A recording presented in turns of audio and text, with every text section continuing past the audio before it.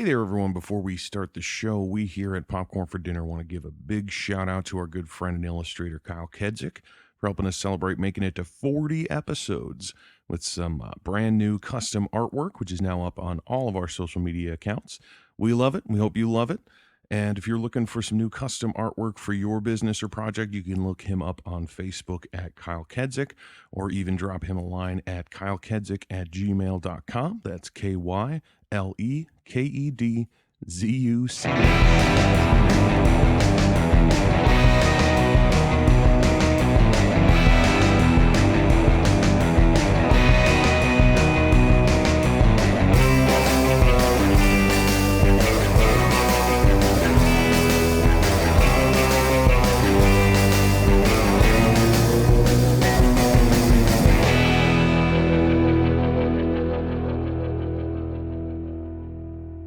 Hey everybody, welcome back to Popcorn for Dinner. This is Jeff. And Kelly.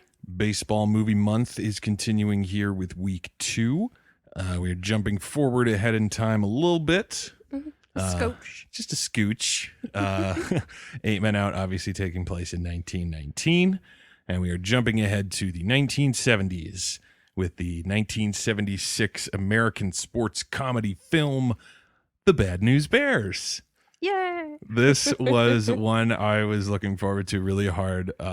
Not because I'd ever seen it before. I had never seen it before. Yeah. But just because I had heard of it for so long. Kind of similar to 8 Men Out, where it was like, I've heard of this, never actually sat down and actually watched it. Yeah. I had definitely heard of this more than 8 Men Out. One of my college roommates, whenever something happened, she was like, "Oh, Bad News Bears." Oh yeah, I mean that's how I've always used it in my life. It'd be like, "Oh, whoa, that's Bad News Bears." If something was bad, that was the only reference. I think it's from Goldmember, or actually, he doesn't use it that way in Goldmember, but that's where I heard it from Goldmember. Because did you see that one? I just remember the character of Goldmember would say a line from a popular thing and then say the name of the thing afterwards. You know. Kind of a really lame joke. Yeah. But I just remember I'd have to go back and look and see what the reference is now that I've seen the movie. Yeah. But he says something and then goes Bad News Bears. So I knew what Bad News Bears, I knew it was a phrase. And I knew it was a baseball movie. I mean, I technically knew a lot about it ahead of time because it's one of Kevin Smith's favorite movies. Gotcha. So he and Mosier talk about it a lot on Smodcast. And so I knew how it ended and those sorts of things, but it was still but I've never seen it. I need to sit down. I need to watch this movie finally for the first time. Starring Walter Matthau, who I've only ever known as a grumpy old man, and I thought it was hilarious that he was a grumpy old man in 1976. Right, he's another one. Was he ever young? It was so funny because literally that was what I knew him from. It was he played Mr. Wilson in the Dennis the Menace movie that came out in the 90s, and then he was in Grumpy Old Men with Jack Lemmon. So to me, Walter Matthau is old man, floppy-faced old man who hates everything. There were certain scenes where I was like, he looks like he's related to Mr. Bean. Yeah, he's got a bit of a Rowan Atkinson look to him. I could see that for sure. Yeah. It's the nose, really. The sort of bulbous nose. Yeah. It was super on my radar, and once we kind of settled on baseball movie month, it was oh, absolutely has to be a part of it. Have to fucking watch Bad News Bears. The Bad News Bears. Something really funny, because I just when we do these, I look up the movies on Wikipedia just in case there's things in here to look at, or who the hell was that again? Let me take a look. And if you go to Wikipedia and you type in Bad News Bears, the 2005 movie or 2006 movie with Billy Bob Thornton shows up. Oh. Because that movie dropped the. It was a remake of it, and it dropped the. So the old movie is The Bad News Bears. New movie is Bad News Bears. And if you don't write the, it brings you the wrong movie, which I thought was hysterical. You wouldn't just immediately go to the original? Yeah. Okay. All right, Wikipedia, whatever. Was there at least a thing did you mean? No, it just takes you immediately to Bad News Bears. And then obviously there's a link in there that's a remake of this movie, and you can click that. But it doesn't go to this one. I knew coming into it that it was obviously a movie about kids, a little league team. I knew that they were bad. Yeah. And not just because Bad News Bears. Like, I liked how the name came in. Yeah. Like when I realized what it was when he's going through, like, we're gonna play the Athletics. What does that mean? Bad news for the Athletics. Yeah. Like, oh, okay, that's what it means. It's not necessarily an insult. Yeah. Which I sort of assumed it was. Like, Me oh, too. geez, the Bad News Bears. Look at Yeah. them. Only bad news comes out of them. Like, okay, I get what it means now.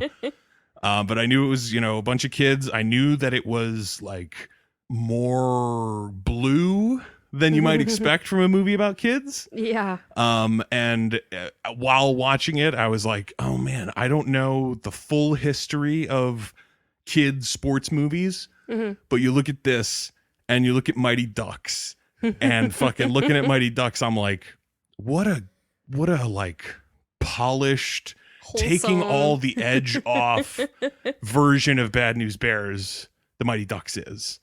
With Mighty Ducks, it's like everything is super wholesome, and obviously at the end the Ducks win, and it's zany and stuff. You know what I mean? Like slap shots, throw people across the ice, and all that sort of zaniness. I was so happy there was none of that in this movie. Yeah. All the baseball action was just little league baseball action. It wasn't like this kid can throw 150 miles an hour. Yeah. Or like some kid tried to catch the ball and it flipped him head over heels backwards for 30 feet like a Three Stooges short or something like that. It ripped a hole in his glove. Exactly. It was none of that. And I was like, awesome. It's literally just kids playing fucking Little League. Yeah.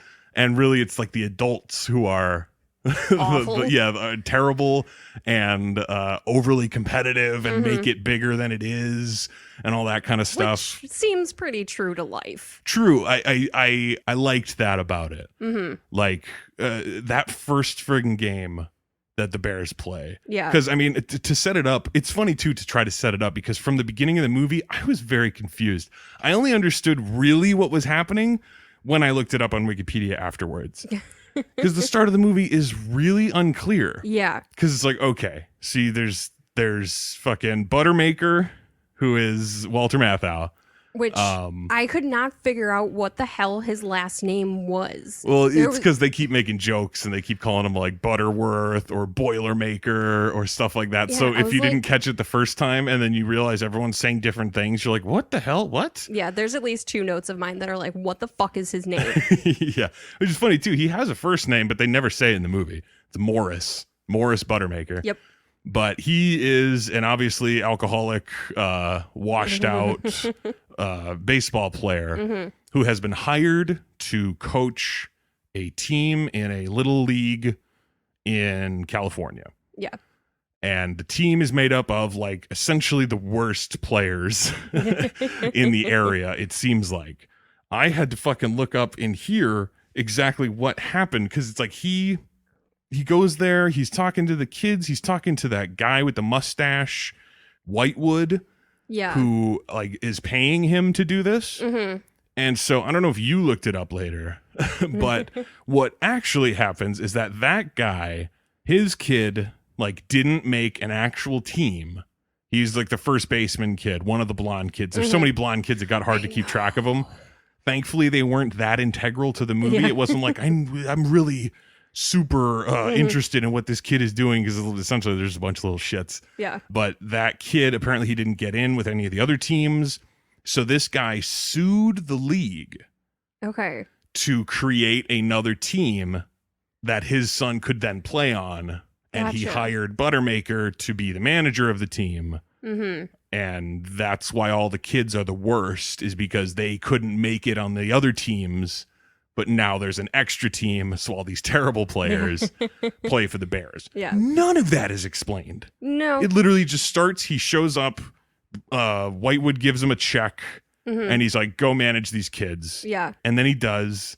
And then Vic Morrow shows up. What was the guy's name? Roy Turner, Yeah. the coach of the Yankees team, who shows up and essentially is like, this is never going to happen. Like, Yeah. you guys are terrible, and maybe you should just give up now. And before anything has even started, they haven't even hit the field to practice yet. Yeah. And this guy's like, your kids are terrible. You're obviously a drunk. You don't know what you're doing. This is the worst.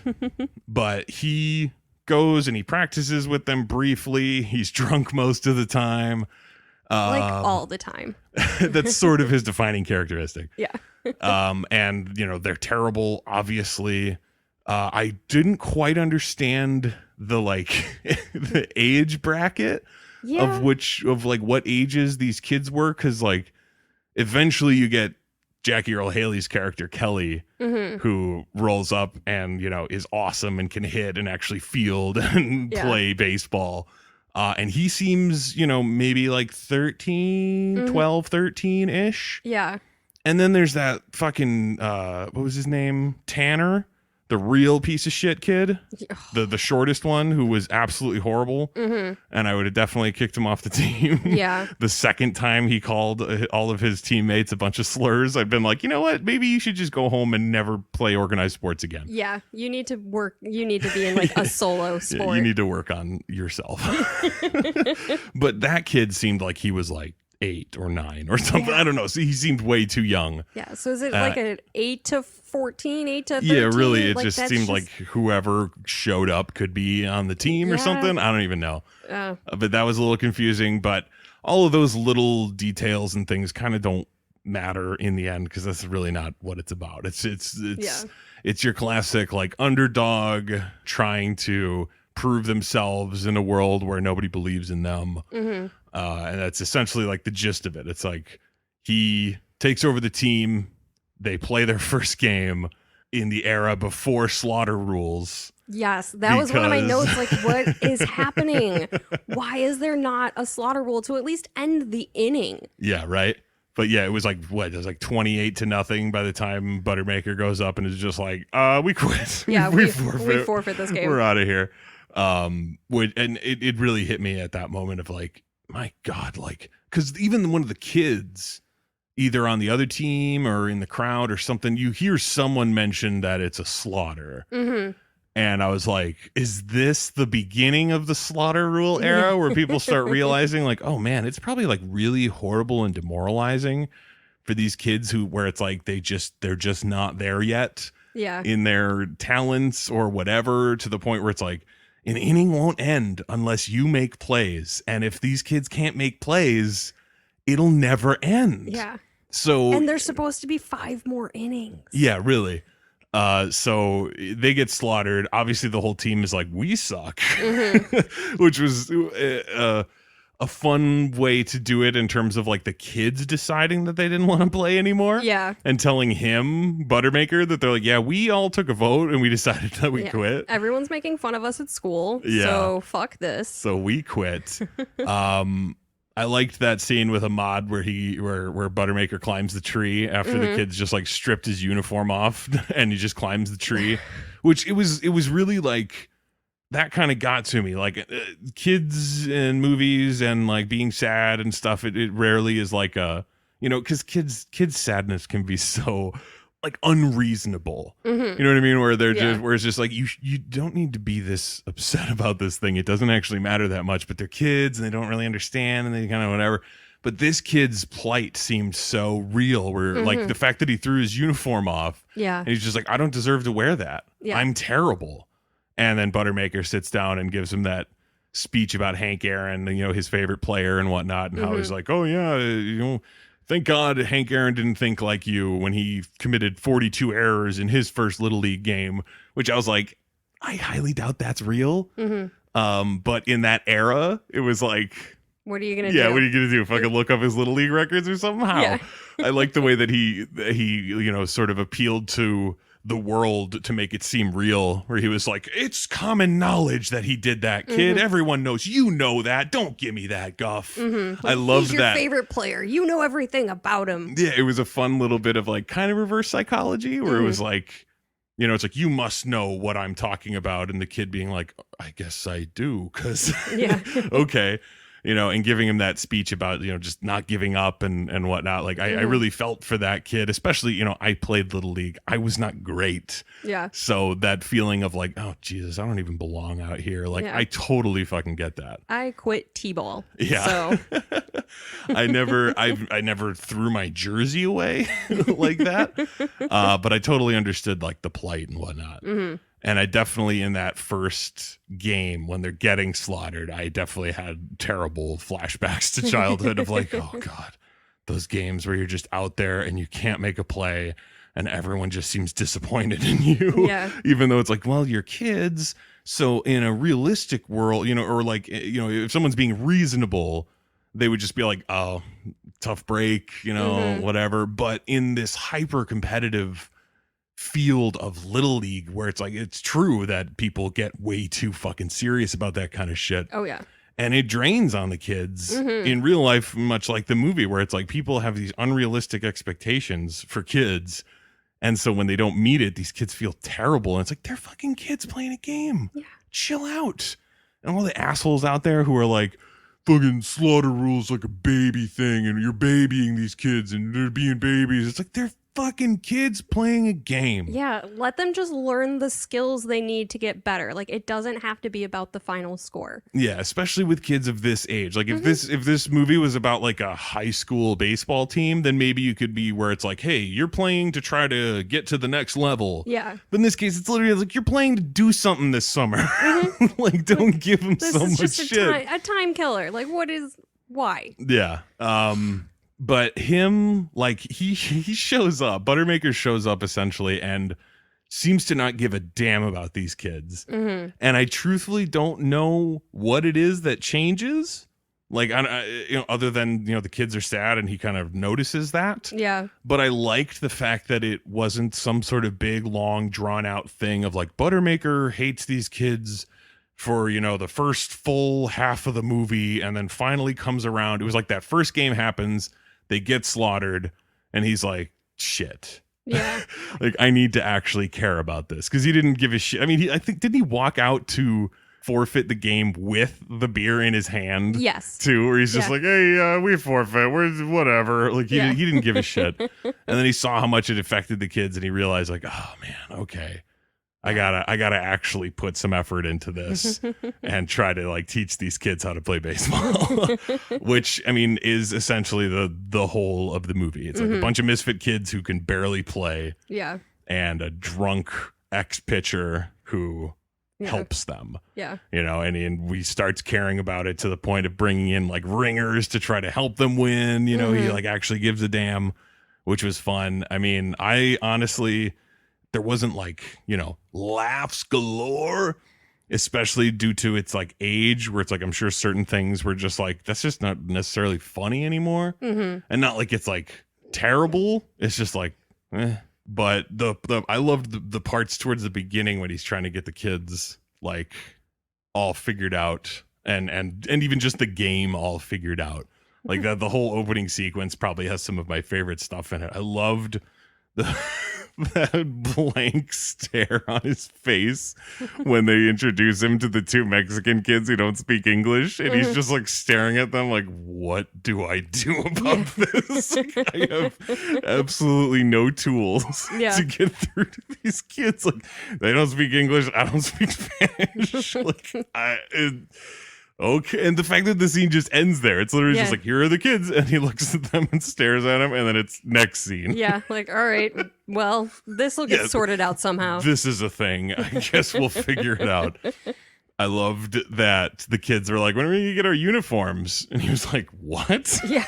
And then it cuts right to him talking to Whitewood. And the line, my favorite, just, what's this crap about uniforms? Like, he didn't even know that it was part of his duty to get the kids uniforms. You didn't tell me that. I'm telling you now. God, I hated that guy. Yeah, he was a wormy, weaselly little douche. And I did like that he got, not necessarily his, because it's like, whatever, like he didn't, like nothing terrible happened to him, but I liked that Buttermaker called him out at the end. Yeah. He's like, I'm gonna rip off half your mustache and shove it up your nostril or something like that. Like, just shut the hell up and let me finish this game. Yeah.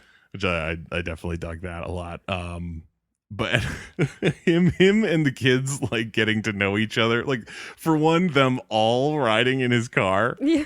Was hysterical. Like, something about that just got to me. It was literally just this car driving with this old man and a whole bunch of kids. And the one kid like notices the like open thing of like Captain Morgan or whatever it was. You know, there's a like half drank bottle of whiskey. Yeah, he's like, it's illegal to drive with open alcohol. And he's like, so is murder. Shut up and put it away so I don't get in more trouble. Yeah. Like, so is murder? Yeah, Why right. is that what you jump to? Not like so is driving around with 10 kids in a car. Without seatbelt. I mean, Yeah. 70s. I don't know. Yeah. But yeah, the whole thing seems silly. But I love the fact that he uses them to clean the pools for him, which is so, like, as soon as it cut to that, I was like, brilliant. Yeah. That he was just like, I still got these pools to clean. Let's just use you kids all to do it.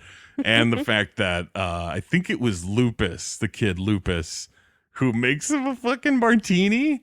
Like, the kid is making a martini with the shaker, and when he gives it to him, he's like, this is really excellent. Yeah. It was a good job. Like, all of that I thought was hysterical, where it was just like, call it like the 70s effect or whatever, but just the fact that a bunch of people, like, it's a movie. It's not like completely, indicative of real life. But the idea that the movie could be made and there'd be absolutely no questions for anybody about like, so you're telling me a bunch of people just send their kids off to the baseball field to hang out with this drunk guy all day, and he can just take them wherever he wants and do stuff with, like, like take him to clean pools with him and make him drinks and stuff. And it's like, I'm sure part of that was the humor of the movie of just being like, isn't this crazy and silly? But at the same time, you're kind of like, yeah, I bet that could have happened. Yeah. I bet you there are enough people who were like, yeah, take my kid, get him back, whenever. Yeah. Just make sure he's back by dark. Yeah, pretty much. And just like, whatever, who cares? And if the kid said anything, they'd be like, I don't care. Yeah. You're like, well, did you learn something? Yeah, were you playing baseball? And then the cut to the cut to the back of their jerseys and their fucking Chico's bail bonds team sponsors. So fucking funny. That is a real company. I believe it. And they put it into the movie, like, which is just so damn funny. I mean, I assumed because like the other ones were like Pizza Hut and Denny's were the sponsors. Yeah. Which is just, I mean, I know it's showing like, these other like good flashy teams got the big brand names.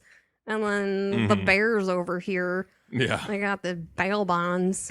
What seems so funny to me is that it seemed like there was nothing left, similar to like the colors for the jerseys when they were talking about. It's like, all the best ones are taken, like maroon and white and maroon and blue and white and all this. So he has to use like yellow. Or something. It's like white and gold. Yeah, so it's like all those are taken, and also like all the sponsors are taken. So it was like, what would this drunk guy know? Like, what business would he know where he could walk in and be like, hey guys, I got a proposition. He tried one like legitimate like business because he went to like a sports store. I thought that was where he got the jerseys. I mean, that may have been, but I just remember like the guy behind the counter like pointed to like the different plaques of the teams that they already sponsor. Okay. That's the point when they get slaughtered and everyone feels like they want to quit and stuff. After that insane opening ceremony, like that was insane. Like, I get that they were like I mean, I get now reading it where it's like an ultra competitive little league. Like, I know that the guy says that at the top of the movie, like, this is a pretty competitive league here, Buttermaker. I don't know if your team's gonna make it or whatever. But like, I guess that would explain why they'd have such an extravagant opening ceremony. But I was like, I played Little League. It was never like this. No. Ever. Yeah. Like, never anything ever close. No, like marching bands. The closest you got was a float in the 4th of July parade. Oh yeah. But that's all. Yeah. There would never be a marching band. There would never be all this ridiculousness. There's no opening ceremony. You're not saying the Pledge of Allegiance before the game, which was odd to me that was something that happened. I forget if we would do the Pledge of Allegiance. I honestly don't recall. I don't think I've ever said the Pledge of Allegiance outside of school. I mean, I like I said, I don't recall, and even but it's then, like I barely said it. just sort of muttering, and justice for all. So they get fucking slaughtered. They forfeit. Oh, dang. I wrote down a line because I loved it so much, but I forgot to write the line before it down for context because Ahmad says something to him and he uses, I think he says cracker. He says something along the lines of like, don't give me that cracker crap or something to Walter Matthau. Yeah. And Walter Matthau, or Buttermaker's response was my favorite, which was, let's not bring race into this, Ahmed. We've got enough problems as it is.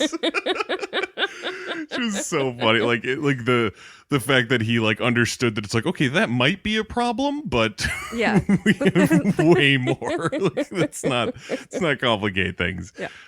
That was hysterical. And then they start trying some more. They start actually like training and practicing and stuff.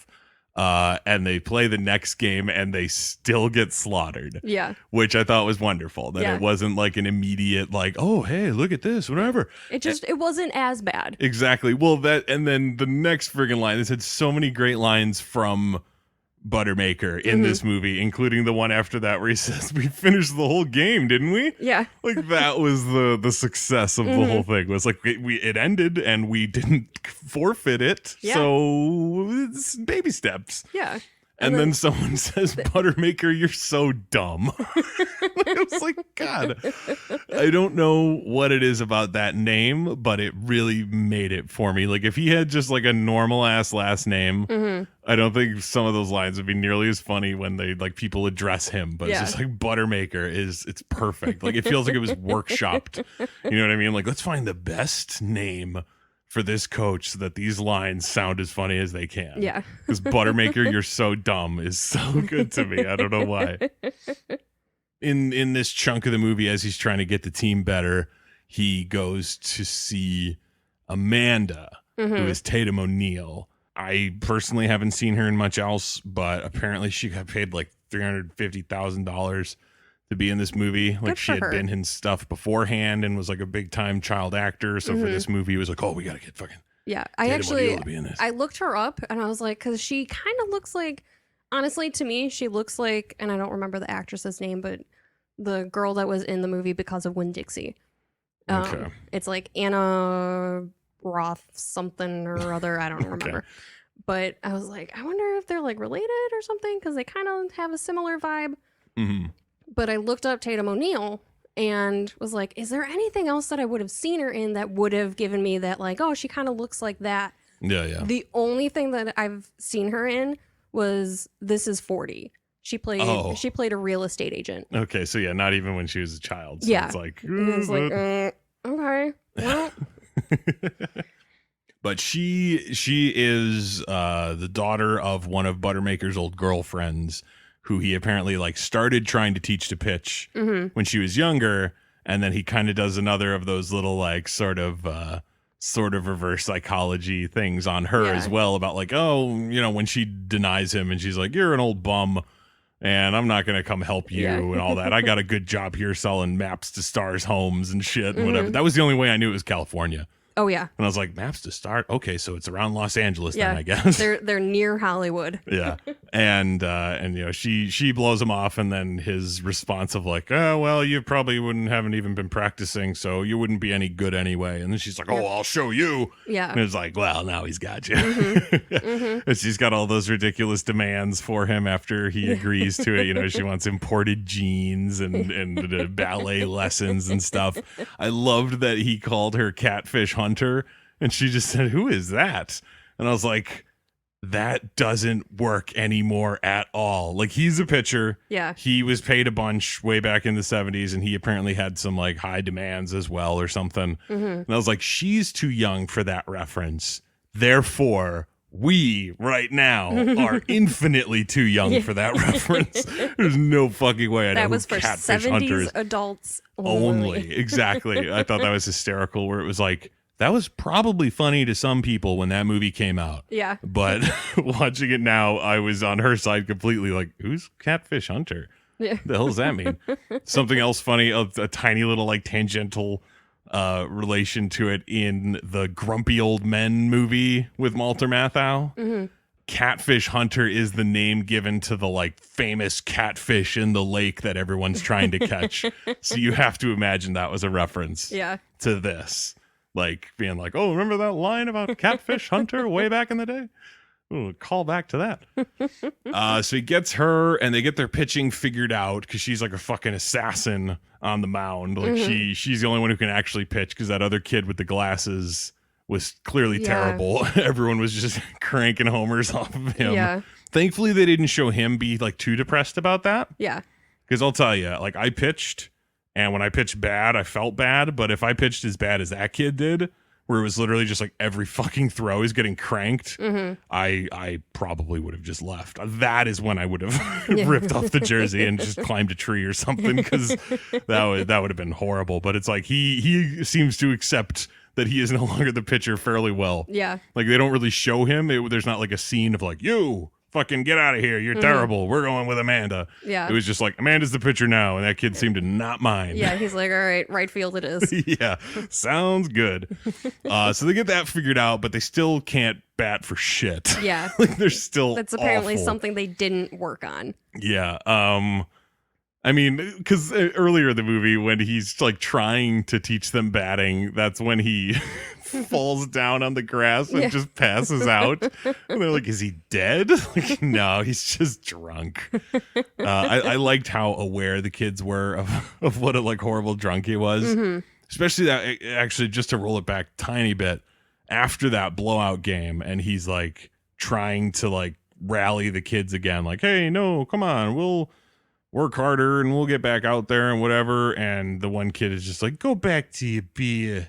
Yeah. And I was like, ooh, that probably fucking cuts. Yeah. You know what I mean? Where the kids are just like, you don't fucking give a shit. Just go drink, you drunk. Like, oh shit. Maybe that's what did it for him. Maybe, honestly. Now that I think about it, that might have been a good one. I mean, also seeing all the kids be so sad. Yeah. And so they're terrible at batting. And they lose again, but it's by 1. It's like 1-0 or something. It's like they were at least able to keep it tight until the very end of the game. And that is when Kelly Leak shows up. Yeah. Jackie Earle Haley's character. Super stoked to see him in this. I was glad that I wasn't going crazy, because I was like, he's in this movie. I know he's in this movie.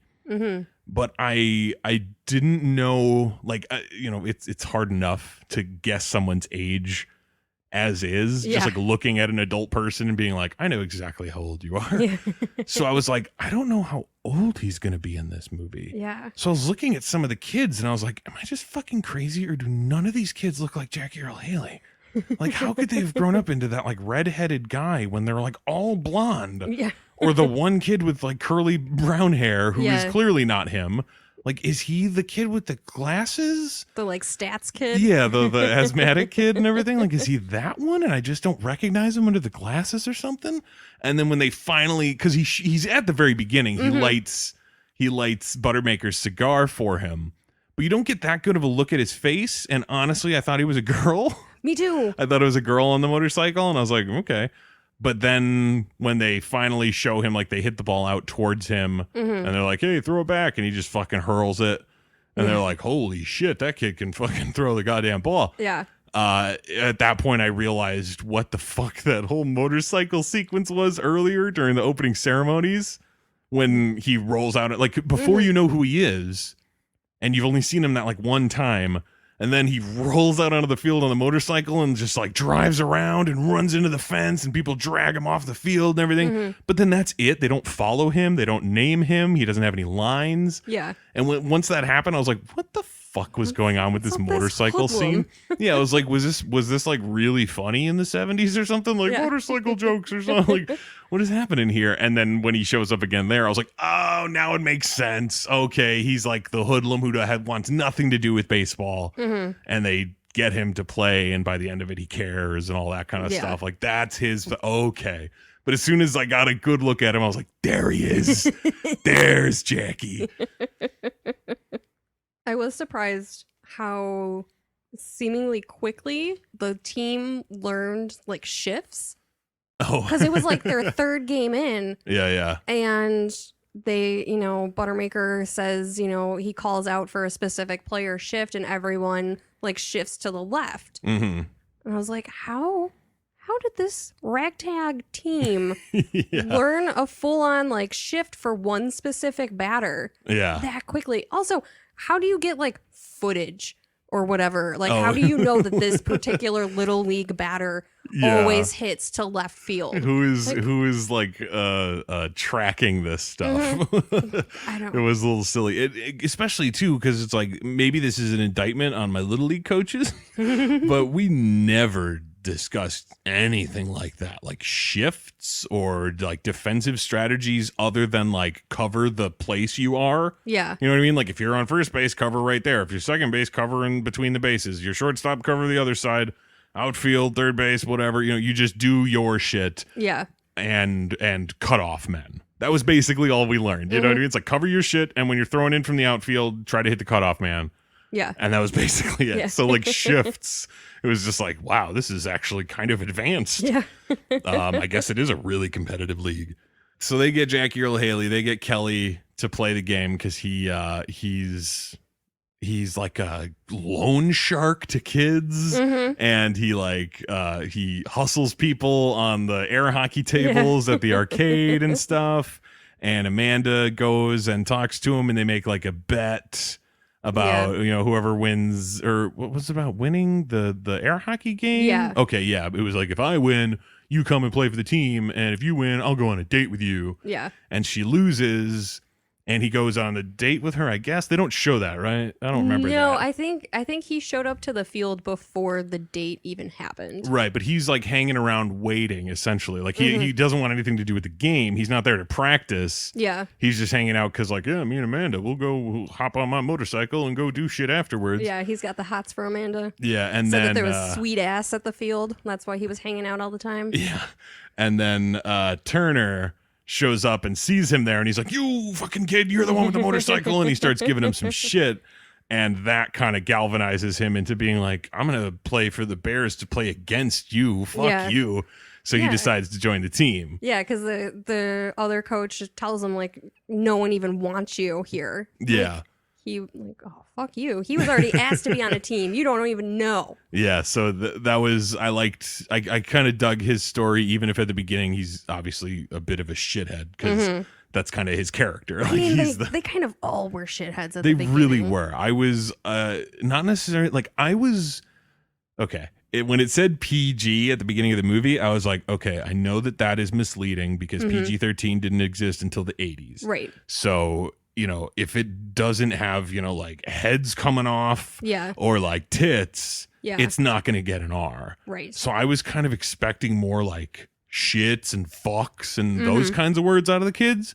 And instead it was like nigger and spick and faggot. And I was like, my God, movie. Yeah. I was not expecting that at all. Not in the slightest. So it in our current, in the parlance of our times, the kids probably seem a lot shittier than they are intended to. Yeah. I'm sure in the movie it was supposed to be like, oh, these precocious little scamps. Yeah. But I'm watching it and I'm like, what's happening at home, Tanner? Yeah. Your father must be a monster. Yeah. Like if this is the kind of language you're throwing around at other kids who are like your friends. Like he and Ahmed weren't even like rivals. Yeah. It wasn't even like I say terrible slurs about black people and I hate the black kid on my team. It was like you're buddies and he's still calling you that. Like this is a weird thing going on with this movie. Like really a case of like of the times. Yes. But it was nice to see that the shittiest kids still, like, they were clearly meant to be kind of shitty in a certain sense, so they do learn to be better. Right. So it was like, as much as I hated that Tanner kid and every fucking awful word that came out of his mouth and his terrible attitude, like, I get it, he's got a Napoleon complex because he's so short. And it's like, yeah, well, fuck you anyway. Yeah. I don't subscribe to that of being like, oh, give him a pass. He's just short and angry. It's like, no, you deal with your fucking anger problems. Yeah, seriously. And I felt really goddamn shitty when he's like telling that lupus kid to not even sit near him when they're eating food and everything. And I was like, who the fuck are you to tell someone to sit away from you, you little creep? Like, you're awful. Like, you're the kind of kid people should avoid, and you're telling this kid to go sit somewhere else, and then those other kids show up and throw ketchup all over Lupus. Yeah, and then Lupus. Tanner like sticks up for him a bit, and he gets his ass kicked and dumped in a garbage can, And then there's that little moment at the end of that scene when Lupus is like, thanks, because nobody ever sticks up for me. And the kid, I forget what Tanner says. He says something along the lines of like, yeah, why would they? And then he gives him that look and he's like, oh, shit.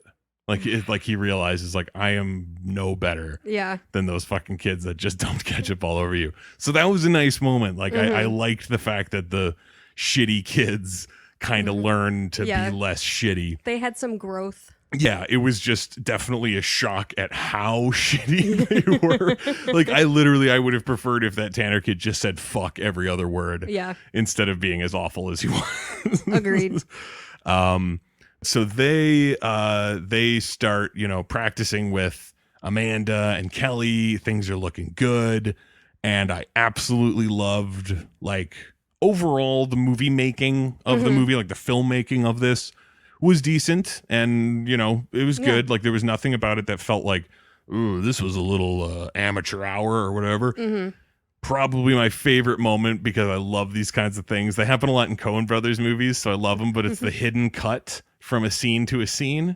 And it's when they're practicing and Amanda throws the ball to Kelly at the plate and he catches it. And he's like, give me some more than that. And Buttermaker's like, fucking do it. Throw a heater at him. Get it. Like, let's do it.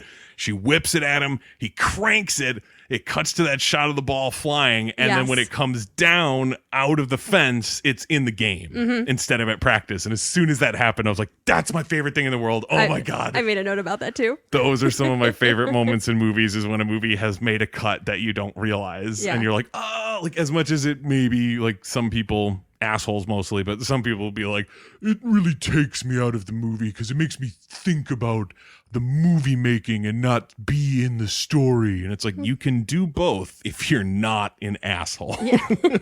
So just figure that part out. Yeah. But I absolutely love that. They finally win a game. And I loved that Buttermaker just pours beer all over him. Right? Oh my God. Like, It was so funny that he's just dumping beer on their heads like, yeah. Like 70s, man. I mean, I'm sure at the time it was meant to look ridiculous. Yeah. But there's something so funny about it to me. Like just in general, the idea of like this dude, he's always got a cooler of beer near him. He's always drinking. So of course his celebration would be just dumping beer on these kids, which is absolutely wonderful. And I love it. And that's when I like that they kind of turned like that goes into sort of a montage, essentially like just a quick sequence of like they won more games. They're actually making a push. And then it's just there. It's just like, and now the championship game is tomorrow. Yeah. And I was like, nice. Thanks for not dragging that out. Yeah. Forever to be like, and then we're going to show you the next 8 games in excruciating detail. It's like, just get us there. They're better. They keep getting better, and now they're going to play like in the championship game. It dawned on me how similar Engelberg, the fat catcher kid, is to Goldberg in the Mighty Ducks, the fat goalie kid. And I was like, is that a specific reference? Like, did they give him a Berg name in Mighty Ducks as a reference to this kid in Bad News Bears? Like, it might be. Yeah. Because they're very similar. And I'm not a kids sports movie like encyclopedia or anything, but it's like, it feels like Bad News Bears was kind of the start of this kind of stuff. Like, I can't imagine a movie like this existing in like the 60s. Yeah. It feels like this was probably one of the first of its kind of like the movie of the misfit kids coming together to try to win and all that kind of stuff. So it's like Mighty Ducks. Obviously, I never knew this as a kid watching Mighty Ducks, but looking at it now, it's like, oh my God, how much of a fucking debt do you owe Bad News Bears? So I wonder if that was like a little wink to them of like giving the Berg name to the like sort of annoying, overweight kid who wears all the gear. Yeah. Like it's a similar kind of thing. Which, why is the overweight kid always the catcher? I mean, I guess so it doesn't get past him. I mean, I guess, yeah. Same with the goalie. Like, if you're bigger, it doesn't get past that's you. true. Because, like, in The Sandlot, he doesn't have a Berg name, but that's true. Hamilton Porter. I mean, his last name is Porter. That's kind of a nod to his size. Porker. Yeah. So they get to the big championship game, And like I said before, I knew what was coming. I knew that the Bears don't win. You know, like it's kind of a iconic. Yeah, it's kind of like the iconic thing about this movie is that it's like they're kind of losers and they learn to be better, but in the end they're still losers, but the kind of point is that they're okay with it. Yeah. And it's not that losers then become winners. It's just like losers become better losers. Sort of, that's sort of the vibe of it. And I like it better. Like people always look at it in the wrong generation of things because they'll look at something like Mighty Ducks. And at the end of Mighty Ducks, the Ducks win, of course, because it's Disney. And like I said, Mighty Ducks is kind of Bad News Bears, but the edges sanded off. It's like everything's nice and sort of friendlier and happier, and it ends with a happy ending for the kids and all that. And people will look at that, and then they'll look at millennials, people raised on that movie, and be like, "That's the fucking problem with millennials. Like, there's the happy ending movie instead of something like Bad News Bears." And it's like, who the fuck made the movie? Yeah. Do you think 9-year-old kids made that movie? No. People were like, "Oh, what would sell better?" It's the people who made the fucking movies point of view that gave us the everyone wins and it's a happy ending kind of thing. Yeah. We were just the ones subjected to it. Yep. So it's like, don't give us shit for that. And people, it's so annoying. Like, we didn't have a choice to get participation trophies. That was the fucking parents that did it. And now they're the ones bitching, like, "Oh, you all got trophies no matter how good you did." Like, it's like, oh yeah, we didn't ask for that. I remember buying that trophy for myself. What the fuck are you talking about? It's so annoying. Ugh. So it's like, truthfully, I would have liked to have seen something like Bad News Bears, where it has that kind of ending, where it's like they wind up losing, but they put up a great effort. But that movie had cursing in it. So the same people who decided that they needed a happy ending movie also would never show us this movie. Yeah. So therefore, it's like, how the fuck is it our fault? Come on. But I loved the championship game. I really did. Because it's such like, it's almost a tiny little microcosm of the whole movie where it's like you could almost just watch that championship game thing and kind of see it. Especially like Buttermaker and his just decisions and what he does, like the fact that he's like, "Oh, we got to win it. We came all the way here, so we have to win the goddamn championship game against those goddamn Yankees." Yeah, like our arch rivals with that goddamn Roy Turner coaching the other team and all that, So the fact that he, tells Kelly to just go out there and be like, catch everything, run, if it's anywhere near you, make the play so that we can win. That was the game before. Was it? Yeah. Because I have it written in here. Yeah, because then when everyone's practicing for the championship game. That's right. They're all giving him shit. Yeah. But still. But either way, yeah, he tells Kelly to do that because he's just like, we got to win. We got to fucking win it because that's the whole point of this, right? And then he sees that, the kids are kind of, they don't like Kelly now because they think he's a ball hog. And Kelly kind of doesn't like him now because he told him to do that. And he, caused him all this like hassle with his teammates and stuff. So it was fun to see Buttermaker realize that, like, fuck, dude, this is about these kids. Like, that's what this should be about. It's not about me winning and feeling better than Turner. It's about these kids playing this game and having fun and being friends. And obviously, they needed to be better than that first game in order to have fun. Yeah. Like, you will never have fun if that's your game every single game. But once they get to that point, once they get to the point where it's like, we're a competitive team, we could win a game against someone, then you just need to go out there and you just need to play. And you just need to have fun. Yeah. And I loved that it didn't just jam it down our throats, but I liked that it showed how the kids on the Yankees and the other teams seemed miserable. Yeah. And I was like, that is such a, and to call something like the Bad News Bears powerful might be a bit much, but it really was just showing how it's like these kids are having fun, sort of sucking. Yeah. And these kids are all winning, being screamed at by this asshole, including his own son. Yeah. And they all look fucking miserable. Even once they win, they look miserable. And it's like, it was such a powerful thing. And I liked that Buttermaker like notices that. And at that final inning, even though it's like, we need run, we could win this. Yeah. But he's like, fuck, I haven't played these other kids and they deserve to play. Yeah. So I'm putting them in. And that's when fucking Whitewood gets mad at him about it. And he does the whole mustache line and stuff. But even Lupus is like, Oh, that was one of my favorite little moments. I didn't write the line down because I was just watching it. Yeah, and I couldn't remember it well enough. But that moment is like, I'm probably the worst player in this league. You should not put me in. Yeah. He's just like, nah, go out there. You'll be great. Like earlier in the movie, so when they lost to the Athletics. Mm-hmm. And they said, and someone said they're the worst, or Lupus said they're the worst team in the league. And then someone else said second worst. He's like, oh, right. I forgot.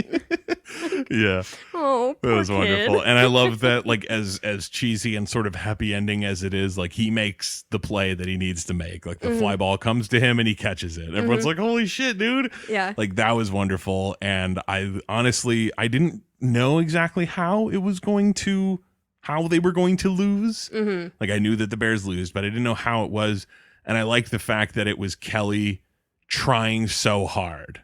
You know what I mean? It wasn't like someone goes up and strikes out and, oh, that sucks. Yeah. Or someone just hits a grounder right to first base and they're out and the game's over. It was like, I could tie this game with my hustle. Yeah. Even though I'm the kid who fucking doesn't give a shit about anything and I'll ride a motorcycle all over the place and shit like that.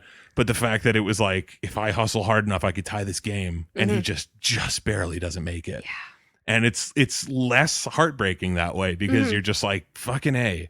You tried so hard. Yeah, they like the Bears awesome. had such heart to it that it didn't matter that they didn't win because obviously they were happier than the fucking team that did win.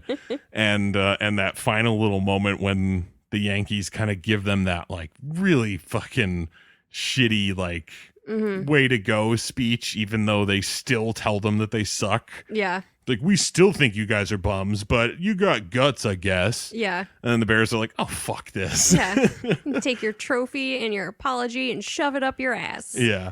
And Lupus at the very end, he gets like one line out and he almost looks terrified that he did, where he's like, watch out next year. Like, like, that was adorable and wonderful. And the fact that he gives them all beer to celebrate, which was so funny. In front of all these other parents. In front of everybody, because they come out of the dugout with it, and they're all over the field. And something that I couldn't believe that I didn't necessarily put it together, but I looked at it on Wikipedia, like the very last line of it said something, and I was like, oh, I didn't even think of it that way. But the way the camera kind of is like craning out, and the Yankees are leaving and they look kind of dejected because they just had a trophy thrown at them and, shit talked to them. And also their manager is awful and he shoved his kid during the game and the kid just quit. That's right. He slapped him. Slapped him across the face. Yeah. On the mound in the middle of the game. Oh my God. And the kid was just like, well, then fuck you. And he basically throws the game, but they wind up winning anyway. But like, the Yankees are the winners and they look miserable as they walk off the field, and the Bears are all cheering and like dousing each other in beer and just having this big old thing, and just realizing that at the end of the movie, like, if you didn't actually know, you'd think the Bears won because of how that last shot looks. Yeah. And it's like, that's actually super poignant and awesome. Yeah. And I kind of loved it. Like, that was a perfect way to end it. Oh, yeah. And another, I read Roger Ebert's review from back in the day when it first came out. And one thing that he mentioned that I thought was really interesting and that I really did like as well is that, like, except for the moments with Buttermaker and Amanda, because that was a little different considering that he like knew her, and like he dated her mom, and she wants to kind of hang out with him and her and like kind of make him a family sort of, and all that stuff. That was also sad when he doused beer in her face after that, where he's like, shut up, get out of here, I'm a bum. What do you want to do with me? Get out of here. Like, that was kind of heavy. But other than those moments, like with the rest of the kids, like none of it is off-field shit. You know what I mean? It's like pretty much everything is through the prism of baseball. Except for the pool cleaning. Well, right. But like them learning to be, friends, learning to be better, just any of the sort of big moments that happen. It's like all of it is through the game of baseball and playing baseball. It's not, they're out having dinner, or, they go to the kid's house to meet his family, or there was blah, like blah, blah. one pizza party. Yeah, and that was like the opening of the movie, kind of. Yeah. So that really didn't have anything to do with the kids themselves at that point. But, it's never like, oh, Tanner, what's happening at home? Like, oh, well, my parents, and then they meet his parents, and his parents are jerks, and Buttermaker stands up to them and tells them, or any of that kind of bullshit. It was just like, no. It's about a baseball team. Yeah. And they have to get better if they want to win. And that's really all it's about. Yeah. And I agreed with that, and I realized how awesome that was. Like, oh, yeah, there wasn't any fucking forced drama bullshit on top of just the drama of being a terrible Little League team. Like, that's all you need. That's all it has to be. And it's kind of more about Buttermaker than it is about any of the kids specifically. Yeah. So you really didn't need that. Yeah. In the championship game, when it's that last inning and he's starting to put like all those other kids in. Yeah. One of my favorite parts about that was when the little Mexican kid went up to bat and the pitcher could not get a strike. Yeah, there's no strike he's zone. So short. And the coach is just yelling at him, just throw it lower. And the little Mexican kid's just standing there like smirking at the pitcher. He knows. And then just like trots off to his base. Oh, I loved that. That was one. Also the one kid. Oh my God. And someone, when he starts putting out all the like bench warmers, one of the kids, there was a bunch of kids that were like saying shit about it. One of the kids, the line that I caught was, why don't we put Helen Keller out there too? I did not hear that. That is hysterical. Oh my God. I'm so glad that I caught that line. Yeah, really. I also loved Rudy was the one who was the first pitcher. Okay. With the glasses and everything, but I loved when he sent him out there to get hit by pitches. He's just like, I don't want to do that. It hurts. I don't want to do it. He's like, just get out there and do what I say. Yeah. So that was hysterical. Like his totally real response. Like, I got hit by pitches as a kid and it sucked. And if someone told me to go out there and purposefully get hit, I would have reacted exactly the same way. Like, no, that hurts. Let me just hit it. Yeah. I liked that he did too. That like the second time he sent him out there to get hit, he was like, fuck it, and he took a swing and he actually got a hit and stuff. And I was like, that's a fun little moment, and it's totally true too. Like, even if I would get reamed out later for it, if it was an opportunity to hit the ball instead of get hit by the ball, I would swing 100%. Absolutely. But I mean, overall, I honestly, I really enjoyed it, even if it wasn't like a laugh a minute kind of comedy. Like, I almost feel like if it tried that hard, it would have been bad. Yeah. If they tried too hard to be like really silly and make sure that there's 5 jokes every scene. And, all that, it was just, they kind of just rolled along, and it did what it needed to do to get to those moments that were funny because they were kind of really honest and they weren't all that forced. Yeah, it truly felt like it was like real life comedy. Like, this is a real situation. Like, this is something that probably like could have or did happen in some Little League at some point in time. Yeah. Like, it all seems like pretty true to life. And I definitely appreciated that.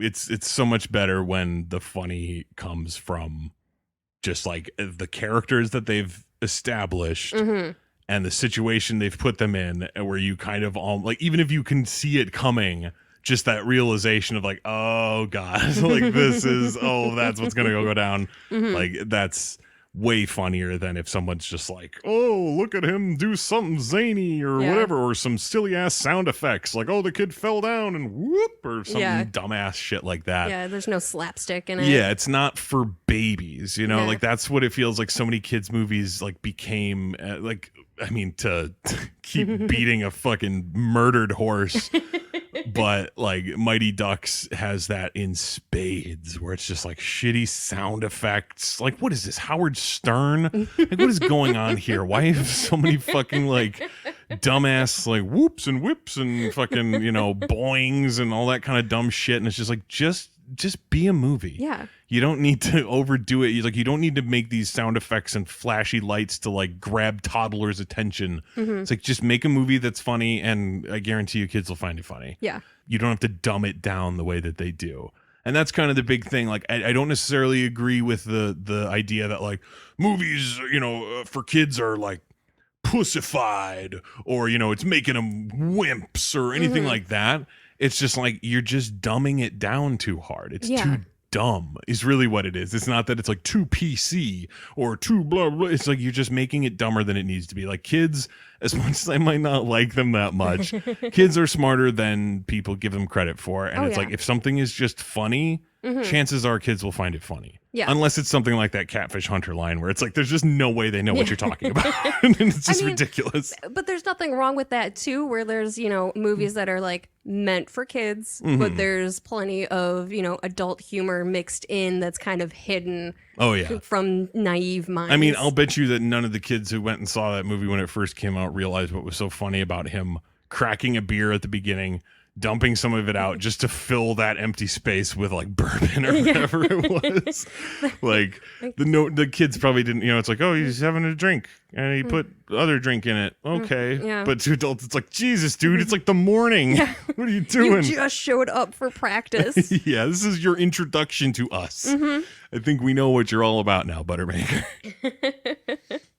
Well, I think that is going to wrap it up for Popcorn for Dinner this week. This is Jeff. And Kelly. Buttermaker, you are so dumb.